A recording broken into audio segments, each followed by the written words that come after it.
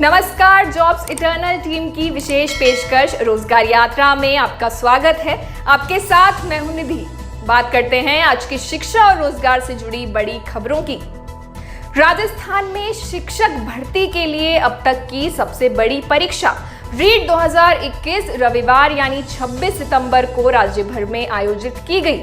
राजस्थान शिक्षक पात्रता परीक्षा के कारण रविवार को सुबह 6 बजे से शाम 6 बजे तक 12 घंटे इंटरनेट बंद रहने के कारण राज्य के अधिकांश हिस्सों में दैनिक जीवन और ई व्यवसाय भी प्रभावित हुआ।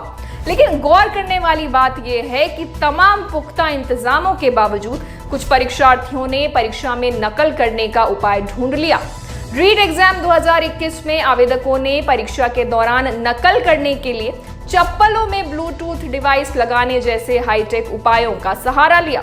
राजस्थान पुलिस ने कई रीट परीक्षार्थियों की चप्पलों में छिपे ब्लूटूथ डिवाइस को जब्त कर लिया, जबकि दिन भर में 40 लोगों को गिरफ्तार किया गया और 2 दर्जन से अधिक से पूछताछ भी की गई। आपको बता दें, कुछ ने तो इन ब्लूटूथ फिटेड चप्पलों का उपयोग करने के लिए 6 लाख रुपए तक का भुगतान भी किया था। बीकानेर में शिक्षकों के चयन के लिए परीक्षा में अनुचित साधनों का सहारा लेने के लिए ब्लूटूथ उपकरणों से लैस चप्पल पहने पाए जाने के बाद 5 लोगों को गिरफ्तार किया गया था। कई अन्य डमी उम्मीदवारों को भी विभिन्न जिलों में गिरफ्तार किया गया था।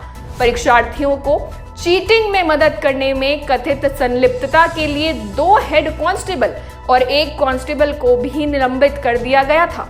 2 को प्रतापगढ़ जिले से गिरफ्तार किया गया। वहीं सवाई माधोपुर में 2 पुलिस कांस्टेबलों को उनकी पत्नियों के लिए धोखाधड़ी की सुविधा के लिए कथित संलिप्तता के लिए निलंबित कर दिया गया था। दोनों से पूछताछ चल रही है। वहीं एसपी राजेश सिंह ने कहा कि दोनों कांस्टेबल को निलंबित कर दिया गया है। हमें उनकी पत्नियों को भी हिरासत में लेना है और उनसे पूछताछ की जा रही है। हमारा ऑपरेशन चल रहा है। सिरोही में एक और कांस्टेबल को सस्पेंड कर दिया गया है। वहीं बीकानेर की पुलिस अधीक्षक प्रीति चंद्रा ने बताया कि गंगाशहर थाना क्षेत्र से 5 लोगों को परीक्षा में नकल करने के आरोप में गिरफ्तार किया गया है। उनमें से 3 रीट के इच्छुक थे, जो एक सिम कार्ड से जुड़े एक छोटे कॉलिंग डिवाइस के साथ लगे हुए चप्पल पहने पाए गए थे। उन्होंने कहा कि उम्मीदवारों के कानों में एक छोटा बमुश्किल दिखाई देने वाला ब्लूटूथ उपकरण पाया गया। गिरफ्तार किए गए लोगों में से 2 गिरोह के सदस्य थे, जिन्होंने उम्मीदवारों को 6-6 लाख रुपए की चप्पलें दी। वहीं इस बारे में आईजी बीकानेर प्रफुल्ल कुमार ने कहा कि एक छोटी बैटरी और एक सिम कार्ड चप्पल के तलवों के नीचे छिपा हुआ था। एक ब्लूटूथ सक्षम माइक्रो ईयरपीस उत्तर सुनने में मदद करने के लिए उम्मीदवारों के कानों में गहराई से लगाया गया था। मामले में एक आरोपी निलंबित सब इंस्पेक्टर है और हम उसे गिरफ्तार करने के प्रयास कर रहे हैं। उन्होंने कहा कि अजमेर और सीकर जिलों में चप्पल की आपूर्ति की गई थी। आपकी जानकारी के लिए बता दें, आरोपियों की पहचान मदन लाल, ओम प्रकाश, गोपाल कृष्ण, किरण और त्रिलोक चंद के रूप में हुई है। उनके पास से सिम कार्ड, ब्लूटूथ डिवाइस और अन्य उपकरण बरामद किए गए। पुलिस ने मास्टरमाइंड की पहचान तुलसी राम कलेर के रूप में भी की है, जो बीकानेर में एक कोचिंग सेंटर का मालिक है। पुलिस ने कहा कि राम को पहले भी इसी तरह के धोखाधड़ी के मामलों में गिरफ्तार किया जा चुका है। वह अभी फरार है।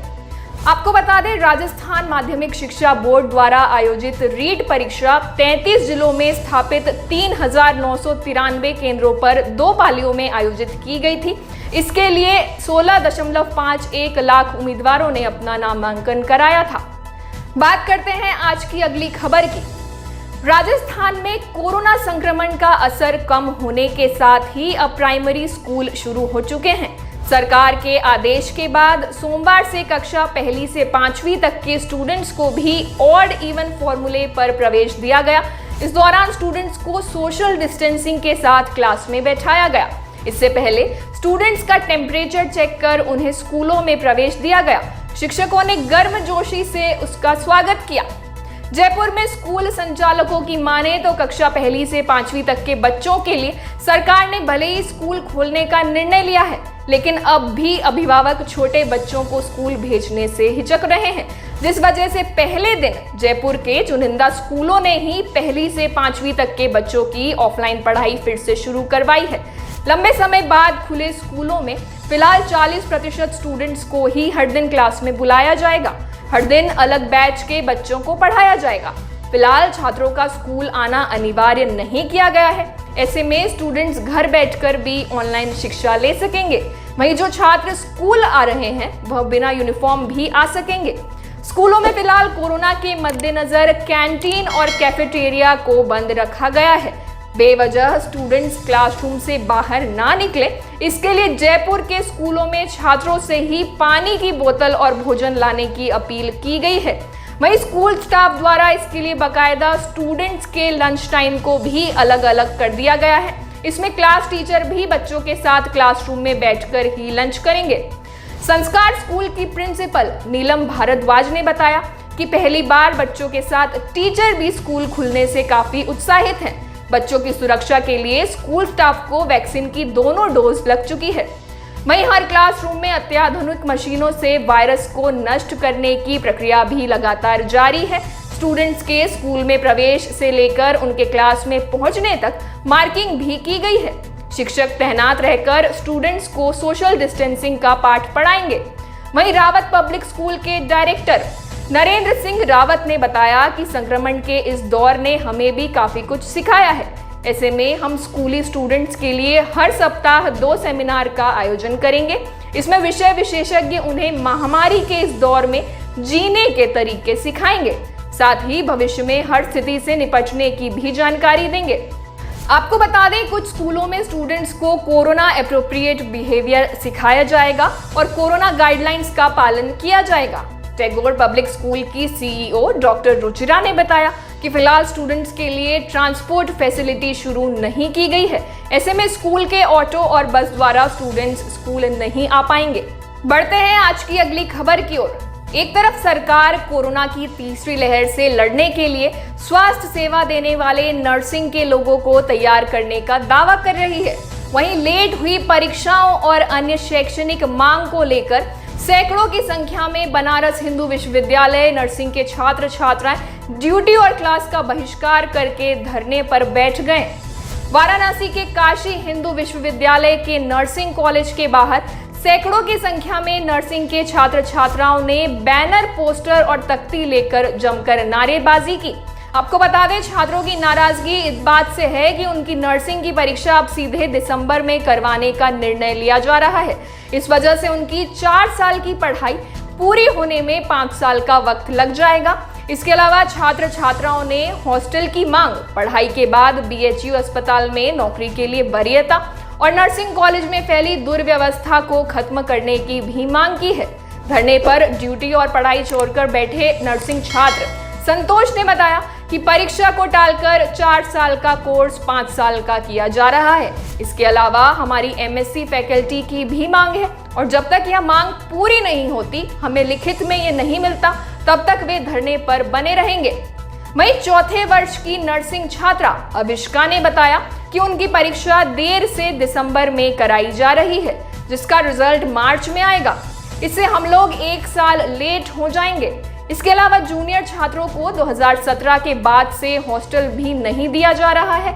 ऐसे में बीएचयू अस्पताल में सुबह 7 से दोपहर 1 बजे तक ड्यूटी करना मुश्किल हो जाता है। इसके अलावा पढ़ाई के बाद उनको 6 माह का अनिवार्य अनुभव लेने के लिए धक्के खाने पड़ते हैं, जो बीएचयू अस्पताल नहीं देता है।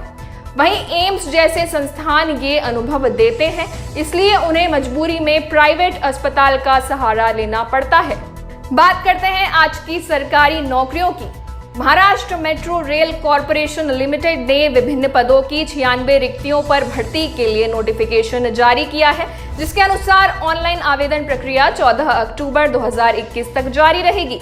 एडिशनल चीफ प्रोजेक्ट मैनेजर के पद पर आवेदन करने के लिए उम्मीदवारों का किसी भी मान्यता प्राप्त संस्थान से इलेक्ट्रॉनिक्स एंड कम्युनिकेशन में बीई बीटेक किया होना चाहिए।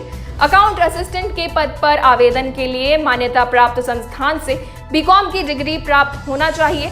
वहीं असिस्टेंट मैनेजर के पद पर आवेदन करने के लिए कैंडिडेट्स के पास किसी भी मान्यता प्राप्त संस्थान से इलेक्ट्रॉनिक्स एंड टेलीकम्युनिकेशन या कंप्यूटर साइंस या इंफॉर्मेशन टेक्नोलॉजी में बीई या बीटेक की डिग्री होनी चाहिए। वहीं आयु सीमा पदानुसार 32 से 53 वर्ष निर्धारित की गई है। आपको बता दें, चयनित उम्मीदवारों को पदों के अनुसार 50,000 से 2,60,000 रुपए का वेतनमान प्रति माह दिया जाएगा।